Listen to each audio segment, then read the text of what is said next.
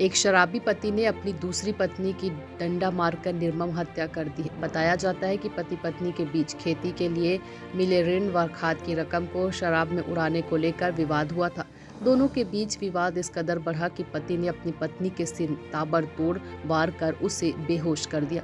घटना के बाद घायल पड़ी सौतेली मां को देखकर उसका पुत्र इलाज के लिए पखांजूर अस्पताल लेकर पहुंचा, जहां इलाज के दौरान महिला को मृत घोषित कर दिया गया है। मामला बांदे थाना अंतर्गत ग्राम पनावर का है। जानकारी के मुताबिक बीजराम नरेटी 60 वर्षीय अपनी दूसरी पत्नी सोनका के साथ परिवार से अलग कुछ दूरी पर घर बनाकर रह रहा था। बीजराम के नाम से खेत है।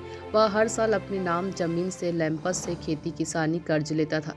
कर्ज में मिली रकम को शराब उड़ा देता था।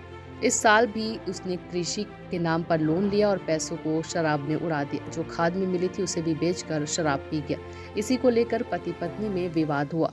शराबी पति ने गुस्से में आकर डंडे से पत्नी के सिर पर वार कर दिया, जिससे वह बेहोश हो गई।